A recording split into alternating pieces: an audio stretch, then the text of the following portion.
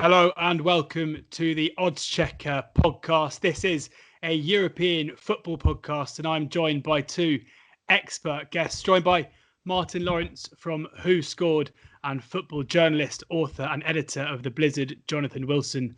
I'm your host, George Elek, and today we're going to be looking back at the quarterfinals in the Champions League and the Europa League and then looking ahead and trying to find some value in the semi-finals coming up this week. We're recording this at about 10 a.m. on Monday morning. So we've just seen United crash out against Sevilla last night. We're looking forward to the second semi this evening between Inter and Shakhtar Donetsk. And we're going to start, guys, with the United game. And before we get into the betting stuff, before we get into trying to find some value and a few odds, just going to talk about United. And Jonathan, I'm going to come to you first here because when we spoke in this very show last week, you expressed some doubts about Ole Gunnar Solskjaer's managerial credentials, and we've seen a couple of games since then, a win in extra time against FC Copenhagen, and then a defeat yesterday against Sevilla. Both goals they scored were penalties. I mean, how concerned and what should United fans be taking out of what we've seen in the last week? I mean, it's very hard to be definitive. I mean, I think the two games sort of, although they followed a similar pattern of United having loads of chances and not being able to take them, they felt very different. So I was sort of pretty confident they were always going to beat Copenhagen. I never really saw a way that maybe it could have gone to penalties, but even then I sort of felt that United's quality would see them through in a shootout. Whereas against Sevilla, once that 10-minute burst at the beginning of the second half was over, I couldn't really see how United were going to score. And I guess the problem was what we saw towards the end of a domestic season, that this core 11 that Solskjaer has is fine and is good and can be excellent, but there's not much beyond that. And that means they're very prone to fatigue. I think you saw Rashford has looked exhausted probably for, 4 or 5 weeks now. And one of the problems they have, and this is the thing I've always come back to with Solskjaer, is I think if you look at the very, very best managers in the modern game, so Klopp, Guardiola, Tuchel, Hansi Flick, they have these practiced attacking moves. So when they break, particularly, they know exactly where players are going to move. So everything becomes semi-automatic. So that each move you gain, 0.1 of a second with every pass, because you know exactly where your teammates are making the runs. You know where to put the ball. You know where to be looking for them. And so over a move of sort of 5 or 6 passes, that becomes quite significant and quite substantial. Now, there are some managers who don't believe in that, and some Jose Mourinho would tell you football's too random to do that and it'll never work. You need to prepare the players mentally. So I don't think it's as simple as saying there's a right or a wrong, but certainly in modern football, at the very highest level, the managers do seem to do that. I don't think Solskjaer does that, and I think the big problem when you don't do that, when you leave players to improvise, is that when their confidence dips or when they get tired, they have a tendency to overcomplicate things. And I think you saw that again and again in that Sevilla Manchester United game, that United players, Rashford particularly, they would get in a great position to break, and then somehow the move would just sort of sputter out, nothing would happen. There was 2 or 3 times in the first half when Bruno Fernandes got the ball in a great position. He had a player coming outside him on the right, and somehow the pass wasn't quite weighted properly, or the pass got there, and then I think the first one was Fred. And clearly what should have happened was Fred should have cut back inside and somebody should have been giving him an option at the top of the box, and they weren't. So he ends up trying to beat the defender again. And so I think that's where you see the failure of Solskjaer's method. So I think it's a combination of a squad that's slightly too small, but there's also that fundamental there which makes that fatigue more of an issue than it needs to be. Martin, a lot of United fans will point to the fact that they had, I think it was 43 or 44 shots over the 2 games, suggesting, and undoubtedly 2 keepers had, were arguably the stars for both of their side, for both Copenhagen and Sevilla. Is that a fair excuse or reason as to why, why they were maybe unlucky to go out, or do the issues run a bit deeper for you? I think if they had gone out in the FC Copenhagen game, I think that would have been very fair. I thought the game from the keeper in that match was literally remarkable, like once in a blue moon type stuff. Some of the saves he was making were ridiculous. I wouldn't say Bono's performance was anywhere near that last night. He made some good saves, but I think where Sevilla... a 10-minute spell, wasn't it, really? Just after it was, and I'm not even sure it was that. I think a lot of them were sort of within a minute maybe there were like 3 chances, and I think that sort of exaggerated how sort of the game was viewed as Man U having this sort of 10-15 minute spell. I'm not sure they did. I think it was just in like a really intense moment where Sevilla's defence were a little bit all over the place and Man U were really pressurising them, and no doubt they should have taken advantage of that and were well on top. But I'm not sure they had this sort of dominance of the game that has been suggested. And like I said, Bono's saves, they were good, but where Sevilla defended deep, the issue was Martial. He was on top of Martial very quickly, so he was just making these saves that were basically point blank right in front of him. Whereas I've forgotten the Copenhagen goalkeeper's name now, but he was just pulling off these unreal saves. So they were very different in that sense. So I agree with Jonathan. I didn't see beyond that spell where Man United were really gonna hurt Sevilla. I thought they were pretty organised, barring that sort of little glut of chances for Manchester United. You're right, they had 46 shots over the 2 games and scored 2 penalties. So I mean, it looks like there's an issue there. I think, like I say, the Copenhagen game I think was a bit of a freak. I think they could have scored 6 or 7 goals in that game, and you wouldn't have been that surprised. But last night was very different. I felt, and that's just a case of you're coming up against a much better team. There's no surprise that Sevilla beat Manchester United, as much as people are saying it's an upset. I mean, Sevilla dominate this competition. They know how to win in this competition. So yeah, I'm not sure how much you can read into it in terms of Manchester United's problems. I feel like you say, Solskjaer only trusts. There's an issue of trust there. I think he trusts 12, 13 players in that squad, and it's fair to say because the drop off beyond the first 12, 13 the best 12, 13 players is pretty stark. But I thought the changes he made against Copenhagen actually worked pretty well. The ones that you thought that's a bit ordinary. And Mata and Matic came on and actually sort of gave them a bit of control in that game. And that brings me to a point where I'm surprised Matic hasn't started either of the games, I must say. I know Fred's been good in Europa League and he's played like the whole competition, but United just look so much more in control when Matic plays, and I think certainly against Sevilla that would have helped. And their win rate basically doubles when he plays, and they concede far fewer goals. So I was surprised that he didn't play either game, and I feel like that was a mistake on Solskjaer's part. But one of those things, I guess. I wouldn't read a huge amount into it. I just think the 2 teams were pretty similar in terms of quality, and Sevilla had the edge, really. We spoke about this when we spoke about 10 days ago about Solskjaer's maybe tactical naivety when it came to substitutions, and yet again yesterday, whether it's due to a lack of depth or a lack of trust in the substitutes, we find ourselves in a situation where United are 2-1 down in a knockout game after 78 minutes.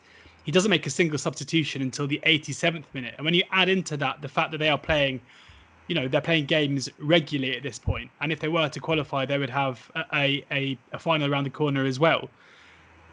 I mean, it plays into what United fans are saying now, where they believe that despite all of this, they need a new goalkeeper, a new centre-back, a new left-back, a new defensive midfielder, and a new striker, despite the churn of recent seasons as well. United fans will point to the fact they got to a semi-final and they finished 3rd, but you've also got to look at the points tally and see they only got 66 points this season, which I think is the lowest since that David Moyes season coming in. So, Jonathan, it's a very hard question, this, but do United fans have it right? Do they need to strengthen and reinvest in players yet again, or are there other ways they can go about ensuring that this 3rd trophyless season is the last one for a while? No, I think they probably do need new players, but I also think that's not the only issue. It's very easy to say, if you rip out half this team and put in, another 5 great players, it'll be better. Well, of course it will. But it's not like United haven't spent money in the last 8-9 years. I mean, the 3 most expensive signings in Premier League history are all Manchester United players. So to just talk about the flow of transfers, I think slightly misses the point. That I'm not entirely certain. There's a I was about to say the terrible word project. I'm not entirely certain there's a sort of cohesive plan there. Do they need a centre forward? I think they probably do need another forward just to relieve the burden on these 3. I think Daniel James is, after some promising signs early in the season, hasn't quite kicked on as you might have liked. I think definitely they need another centre back. So the sense you always get with United is they have a mistake in them. There's a moment of where the concentration will switch off, as happened with Lindelof for the winner. Maybe a bit unlucky with left back that Luke Shaw wasn't available, but if you're a club of United stature, do you want a pretty untested teenager being your cover there? And then De Gea now has become a massive problem for them because over the last 2 seasons, his level has dipped so far. And also, I wonder whether he's the right sort of goalkeeper for the sort of football that teams now have to play. If the top European teams have to play, his problems with Spain seem to stem from being asked to play behind the high line. His best performances came behind a team sitting quite deep. He's not comfortable leaving his box. I mean, I think his passing stats are actually pretty good, but it's not as simple as that. As we saw with Joe Hart, that he might be able to ping a 60-yard ball at the feet, but he's got to be able to move his feet quickly to set up that pass. He's got to be able to read the game well enough to leave his box, and he's got to be comfortable doing that. And De Gea, I think he may be slightly unlucky that football's just sort of moved beyond his type of goalkeeping before his career's come to an end. Well, that brings to a close the Manchester United post-mortem. We will be previewing the rest of the Europa League at the end of this podcast and video, so make sure you stick around for that. We'll be talking about tonight's semi-final between Inter and Shakhtar, and then looking at the outright market as well to see if there's any value there. But we're going to move on now to the Champions League and to their semi-finals. No English team, of course, left in Europe at this stage now. But before we preview these and try and find some value, just going to point you in the direction of the oddschecker app. It is, of course, the very best place to get all the best prices, the best bookie offers, the best free bets, and the very best tipsters as well, including WhoScored, of course, who put up some great stats-based tips up there. And if you're listening to this podcast or watching this video, you surely have an interest in football betting. So the key companion for the Champions League and for the rest of the football coming up in the coming months ahead. The first semi on Tuesday evening is RB Leipzig against PSG. Looking at the odds in 90 minutes, PSG are, as you'd expect, very short price favourites, around about the 4-5 mark. The draw just over 3-1, and Leipzig 18-5 with Unibet best price on oddschecker. And to qualify market, we have PSG at 2-5, and Leipzig 21-10. So PSG, rightful favourites. I think it'll be tough to argue against that. But from what I saw over the semi-finals, I mean, PSG, of course, got the job done against Atalanta, Jonathan. They did it the hard way. It's not something we're used to seeing PSG do in this competition necessarily either. But Leipzig, Wernerless Leipzig, were mightily impressive as well. So how do you assess these two sides, or how has your opinion of these two sides changed since we last spoke? I think probably I'd underestimated both of them. I think the thing with PSG, I mean, it's a ridiculous thing to say of a team with that array of stars, with that much money spent on them, but the fact they didn't bottle it does actually feel quite significant. Yeah. That they've crumbled under pressure so often in Europe before, and I think it has become a psychological issue for them. That the fact they were able to keep going is a good sign. I think Neymar produced one of his most mature performances, certainly that I've ever seen. That despite missing those 2 chances in the first half, he didn't sort of lapse into sort of petulant Neymar. He wasn't chucking himself to the ground.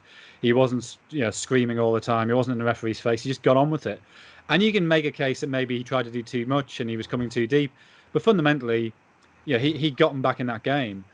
They looked much better when Mbappe came on, so I think his fitness is a big thing. I think also you saw that Atalanta did worry them with the pressing in the first half, and Atalanta tired. And that's the thing you've seen in all 4 of the quarterfinals.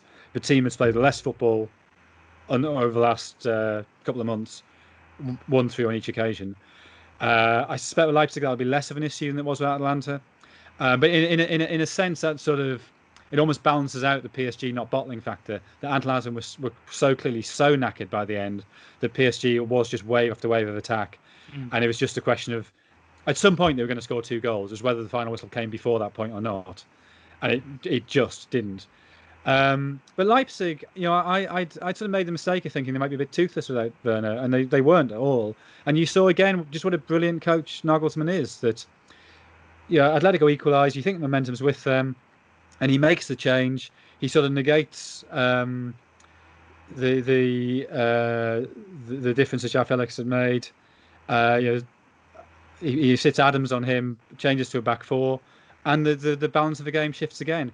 So you see both Nagelsmann's willingness to change during a game and how well drilled that team is, that they are able to change during a game without the sort of being the sort of awkward 30 seconds minute of transition.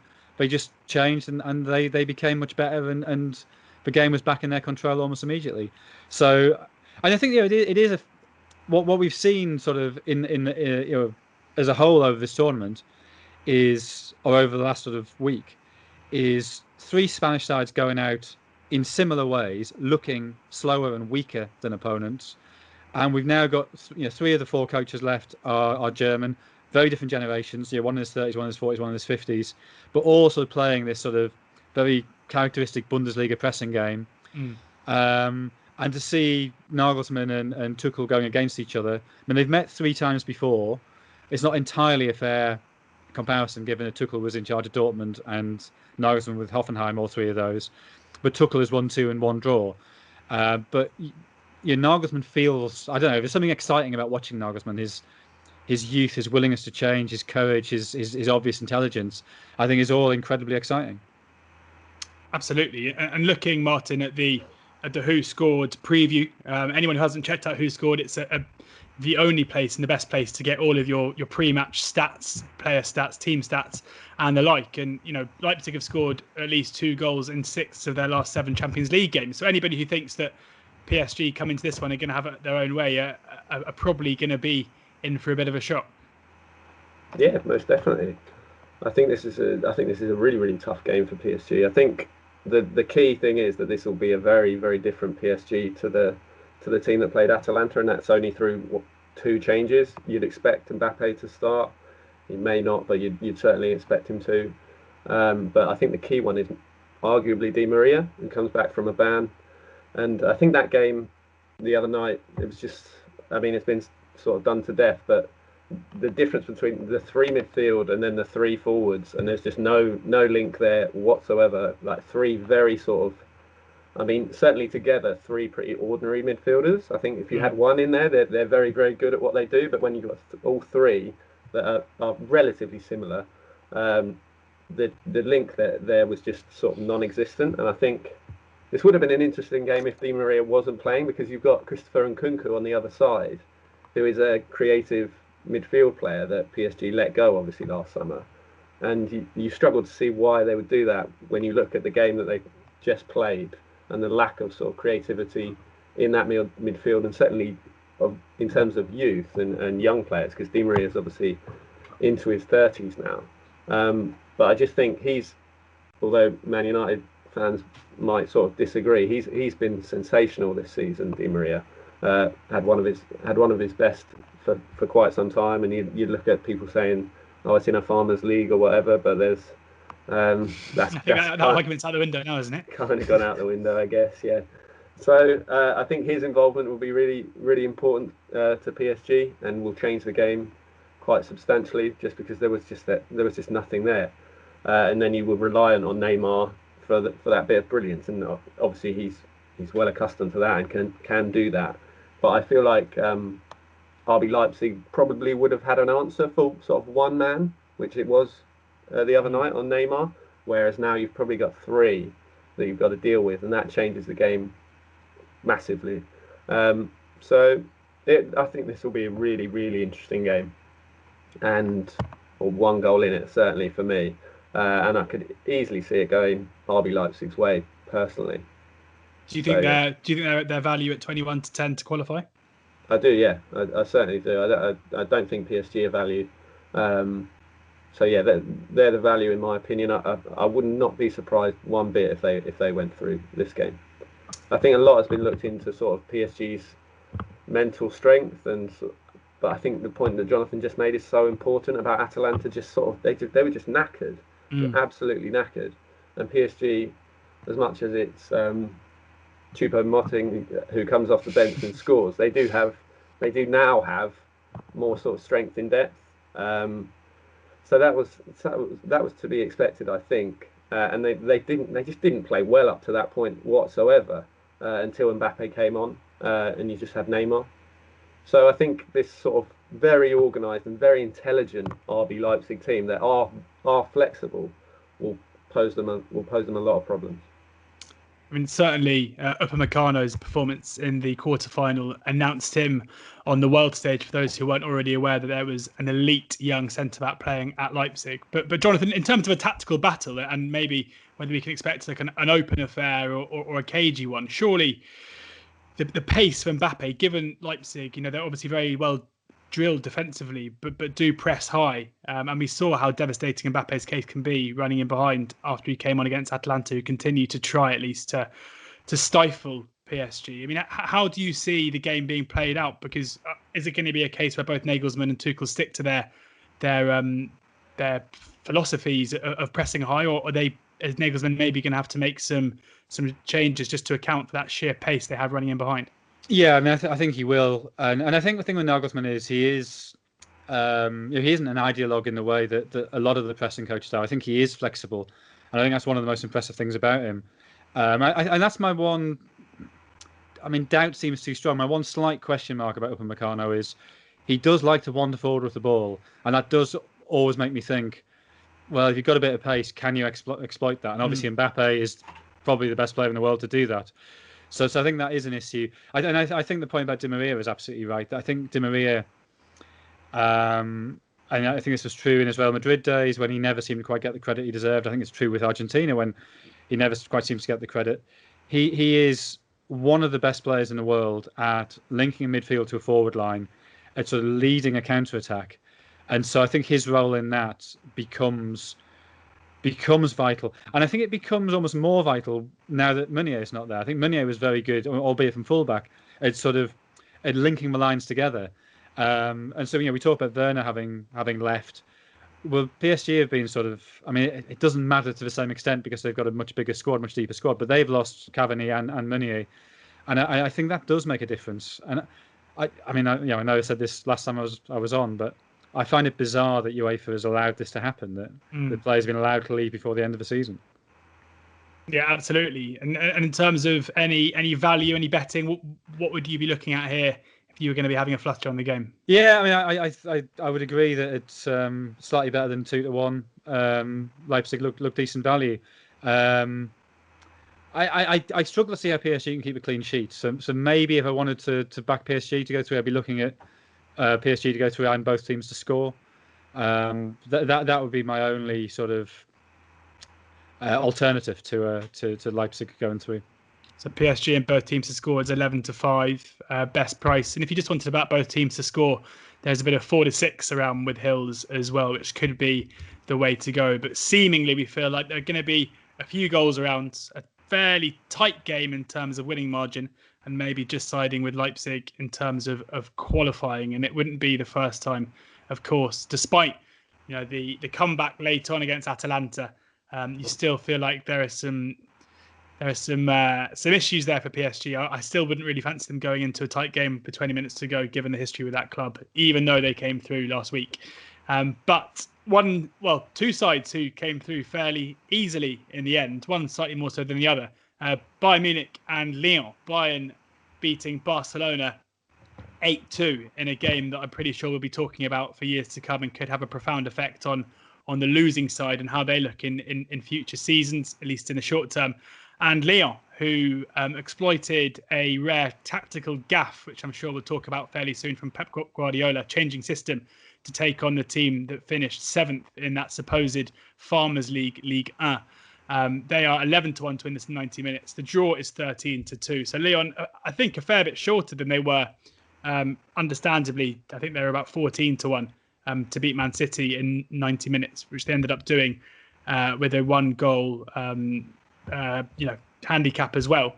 Bayern Munich are 1-11 to qualify through the tie. Lyon are 8-1, and let's start with the inquest here, Martin. I'll come to you first. Let's start with the Bayern Barcelona game. I mean,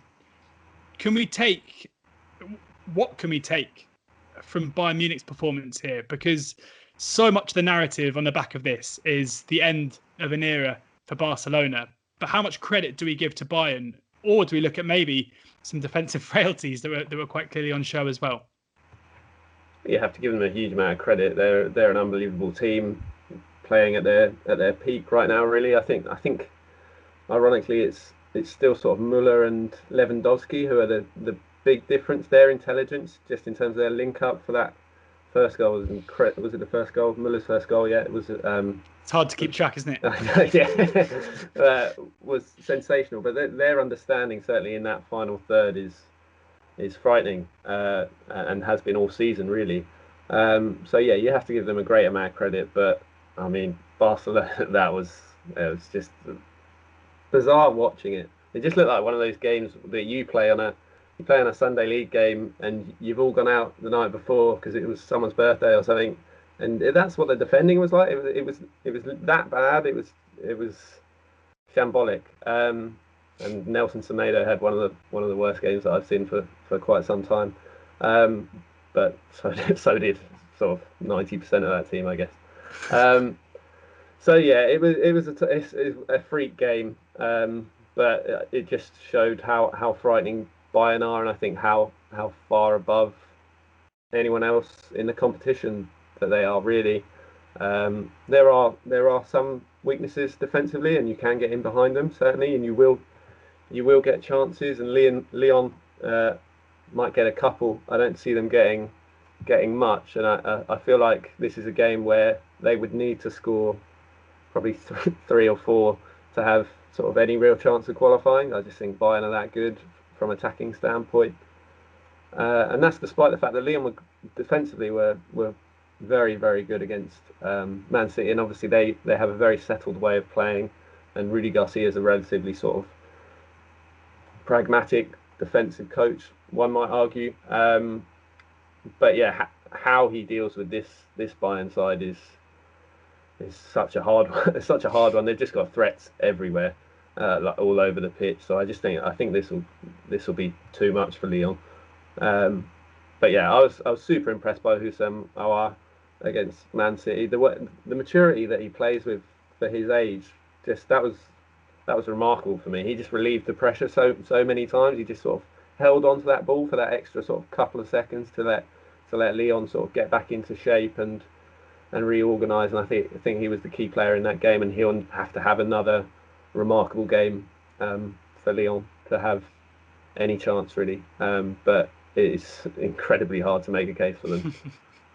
Well, when I asked you last week to pick out a player for Lyon who could bring an upset, you said Aouar, despite the fact it's not the easiest one to pronounce. So I'll give you some credit for that as well.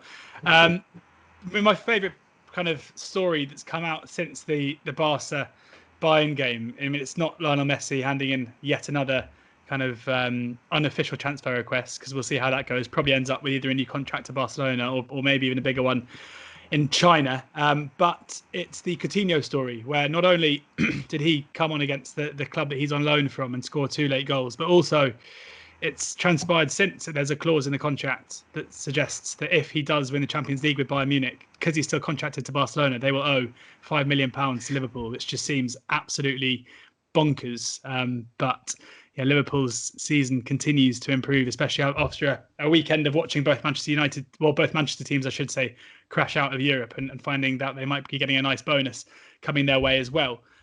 Jonathan, but I mean, same question, I guess, to you in terms of with both Bayern and Lyon on the back of the quarterfinals. Certainly with Lyon, it's fairly obvious that we have to upgrade them markedly. But what have you seen from them that changes the way you see them going into the semis?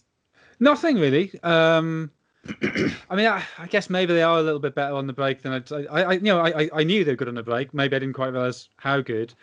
But I think the 3 games they've played since the end of lockdown, PSG in the Europa League final, and then Juventus, and then City.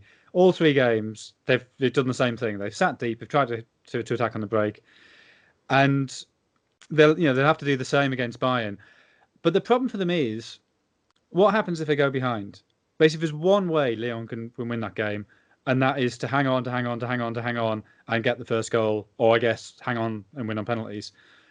If they go behind, as soon as they come out, Bayern will rip them apart. And so that's why I just can't see this same trick working again. That somebody is going to score an early goal against them soon, and when that, Juve was a slightly different situation because they had the lead from the first leg, but so they knew they could lose 2-1 and still go through. But as soon as they concede, that's game over. I can't see any way they get back. So I think that makes it massively difficult for them. And Bayern, what I'd love to know is the way they played against Barca. Is that just how they play, or was that, and sort of how they're sort of destined to play against whoever they're playing against? They'll never take a more defensive approach, or was that Hansi Flick looking at Barca and going, okay, we'll make it a shootout. We'll have 30 shots. You can have 10, and we'll win it 8-2. Thanks. I don't think Barca did get up to 10 shots at the end, but it was reminiscent of the game when Guardiola took Bayern to Barcelona in the semi-final in 2015 and started with that crazily high line, the back three, and basically sort of his gamble then seemed to be, well, I can't work out a way to defend against this front line, against the MSN front line, so I just won't bother. What I'll do is I'll try and put the onus on them to defend. I'll try and press them out of the pitch because I'm not used to that. I'll try and rattle them, and if it becomes a shootout, maybe we get a couple of away goals, and that's fine. But as it turned out, they just, they got the first 25 minutes, they got destroyed. We're very lucky to still be at 0-0, but the exhaustion from that counted against Bayern late on. So I wonder if it's a similar thing of Hansi Flick just thinking, I actually don't really mind if we concede a goal or two, because I think we can score pretty much whatever number we want. We just have to get in their faces, which is what they did. I mean, do you think that Lyon will take some credit? I mean, I know Barcelona were very poor in the night, but certainly did cause some problems on the break. And you have to assume as well that the way that the game will work, I mean, that always the pattern of play when it becomes just basically a basketball game, when there are early goals, always kind of whatever tactical plans there were basically goes in the bin, especially when it's 4-1 after half an hour.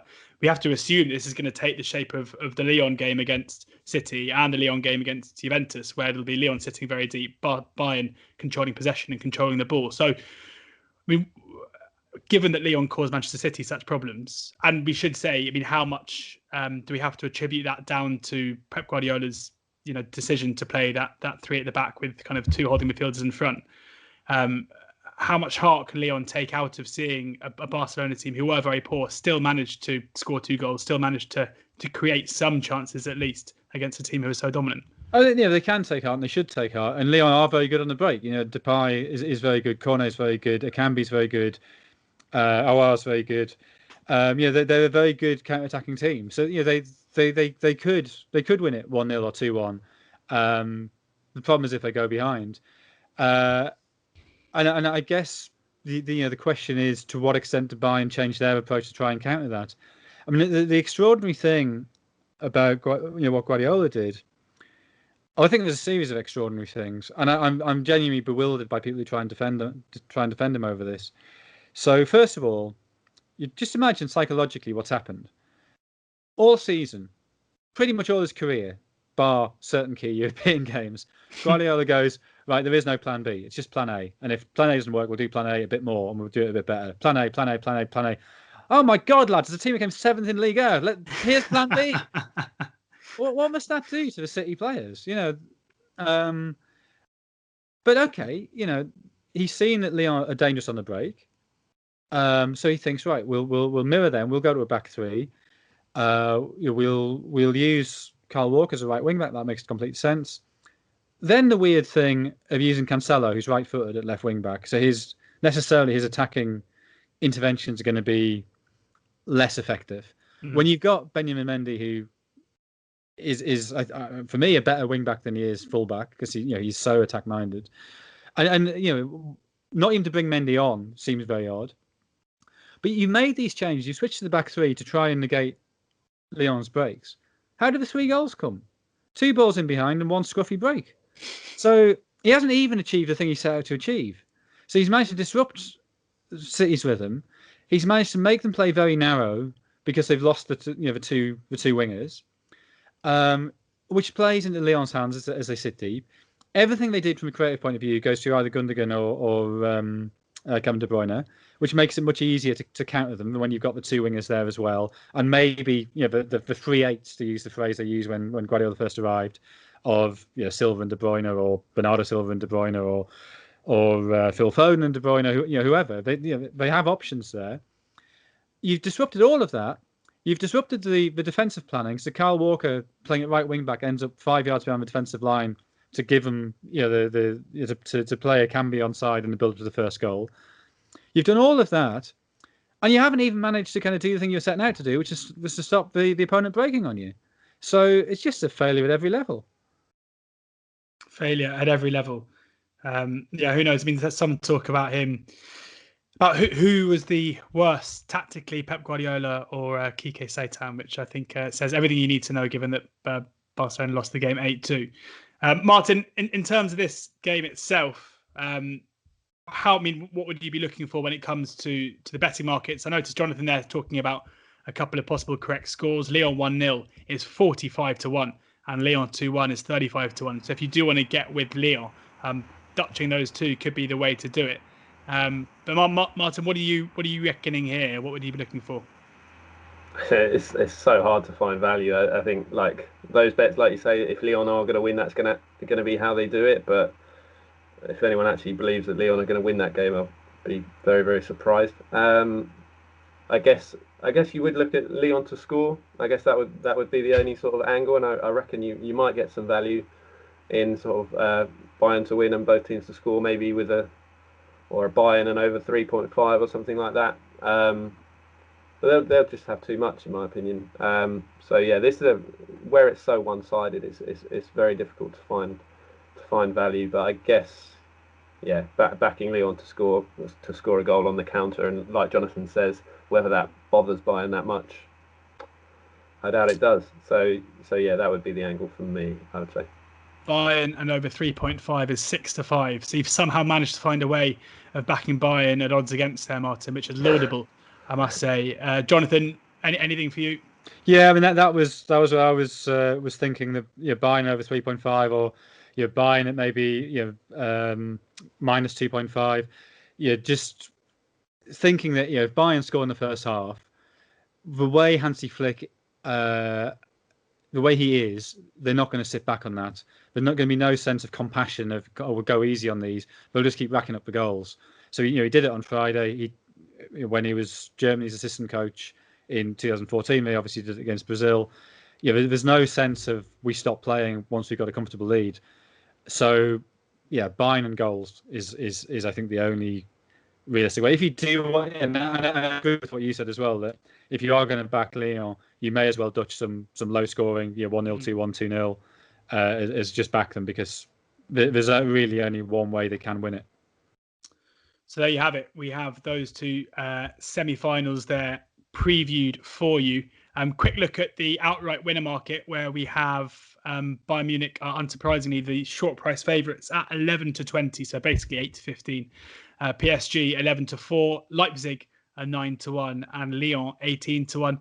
Does that seem about right to you guys, or is there any of those seem like worth chucking a couple of quid out of the prices? Yeah, I mean that probably is about right. And maybe Leipzig represents the value. And they drew twice against Bayern in the Bundesliga this season. So yeah, they can thwart them. They do know how to stop them playing. I was in Leipzig for the draw, their home draw against Bayern, and they were pretty impressive that day. Bayern obviously weren't quite on the roll they are now. So maybe there's some value in Leipzig, but I'm not really seeing much else, to be honest. So Leipzig there at 9-1, the pick for Jonathan. Martin, anything for you?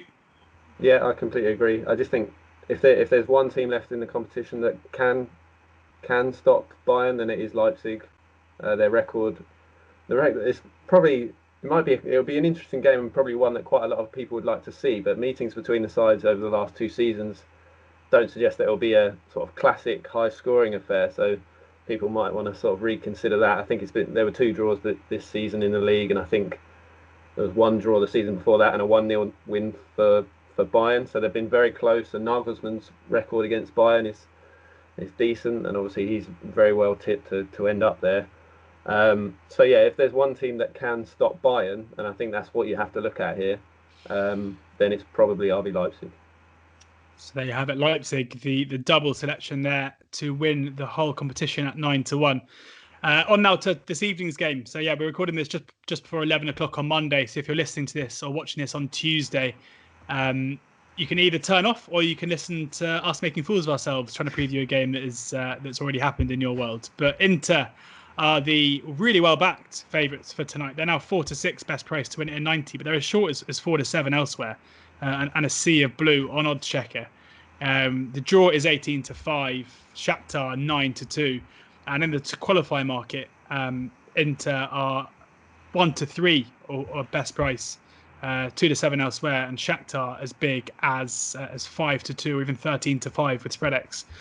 And this, I mean, you might disagree with me, but this seems maybe a little bit disrespectful to a Shakhtar side who have demolished Basel 4-1, Wolfsburg 3-0, and understandably kind of away from the limelight. Whilst Inter have been very impressive with their 2-1 win over Leverkusen, could have been much more comfortable than the scoreline, and then a good win against Getafe as well. And obviously under Conte and with Lukaku up front and a host of other stars, they do have a very strong team. I mean, Jonathan, do those prices seem fair to you? No, I'd be backing Shakhtar all night. I mean, I think it's you got to look. These are very odd circumstances, and so, for the same reason, I'm kind of slightly reluctant to criticise any one team for not quite being in the right physical shape at this moment. Shakhtar are used to this calendar. They're used to having a long winter break, coming back and finishing off their season in April, May, June, having a very short break and starting again. And they just look really fit and really fresh. And that makes complete sense because this isn't unusual for them. And so teams who have a long winter break, so Scandinavian teams, although obviously their level is slightly lower, but Russian teams and Ukrainian teams, I think, are always disadvantaged in European competition because they have to play the big games in the March when they're really just starting to get going again. In some cases, haven't even started the spring part of their season. But this is the opposite. This plays completely into their hands, and Shakhtar are a bit like Leipzig. They're one of those teams you shouldn't really like because of how they're funded, and it's there's various unpleasantnesses there. Yeah. But what they do with the money, I think, is brilliant. They've worked out this model of solid Ukrainians.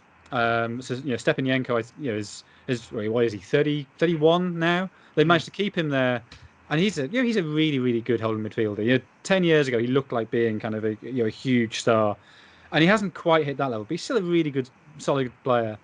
But then their scouting in Brazil is really good. So it's this team of young Brazilians looking for a move to Western Europe, who are all, they've got this sort of Brazilian colony there. All the problems you normally get with homesickness don't exist.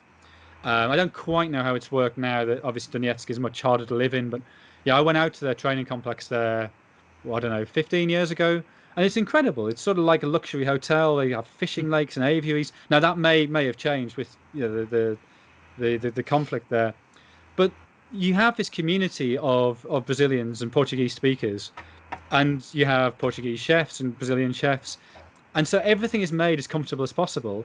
And it works. And they have a style of play that, even though they change coach every now and again, is essentially it's the same style that was laid down by Mircea Lucescu. Luis Castro comes in with very, very little experience. He had 2 months in charge of Porto. Is his only sort of high level experience. They got him from Vitória Guimarães, but he's followed on what Fonseca did, and you saw against Basel they're a really well drilled, really efficient, really exciting, good team. Absolutely.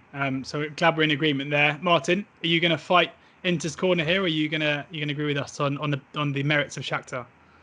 Well, there's definitely merits in Shakhtar, and I think Inter are rightly favourites, but I think what we're arguing here is the sort of the difference in the prices. And I think it's the flip side that also goes against Inter. Obviously, they came out against Bayer Leverkusen and looked really, really strong for a period in the first half, but then they tired. And their season has been incredibly long. They've played an unreal amount of games since lockdown. So fatigue is going to be the really big problem for Inter, and that will be decisive in this game. So yeah, like Jonathan says, it's completely different circumstances than you would sort of normally find these two teams playing. So I think that's the big factor here. I guess the other factor is probably Romelu Lukaku, who is in exceptional form. I think there's quite a lot made of the sort of scoring streak in the Europa League, given that more than half of them were 6 years ago or whatever, playing for Everton. So I'm not sure that's this sort of incredible scoring run that people are making out. But he is playing so well, and he just looks back to his best when he's in the shape that he is now, and in the sort of in the confidence that he is now. He's pretty unplayable at times. Like he's such a bully. He just bullies defenders. It really does. The amount of goals he scores like that is like no other player in the world, really. So if he plays well, then I think Inter win. But yeah, the difference in price is not logical in my opinion. So yeah, I think Inter will edge it, but I think it'll be very, very close. And Shakhtar are a good attacking side, and they will score in this game. I have little doubt about that. So looking at both teams to score again, a win and both teams to score again, probably. But yeah, the way they've dispatched of Wolfsburg, Basel, they got past Benfica. They've beaten decent teams, not spectacular teams, and Inter are a step up from those teams. So I'd expect a tight game again, both teams to score. So your bet slips looking pretty familiar across the board, I think, for most of the goals. Yeah, Inter and both teams to score is 2-1. Both teams to score and a draw. So a score draw is 17-4.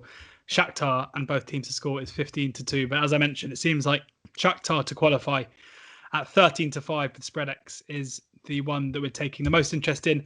Before I let you guys go, just one more thing to talk about, and that is the outright market in the Europa League, which only has 3 runners at the moment.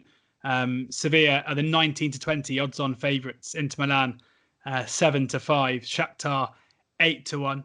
In horse racing terms, they always say back the outsider of the 3. Let the 2 at the front of the market take each other on for the third one to swoop in.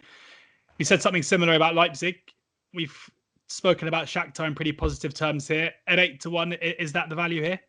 Yeah, absolutely. I mean, I slightly disagree with Martin in that I would have Shakhtar as very slight favourites for tonight.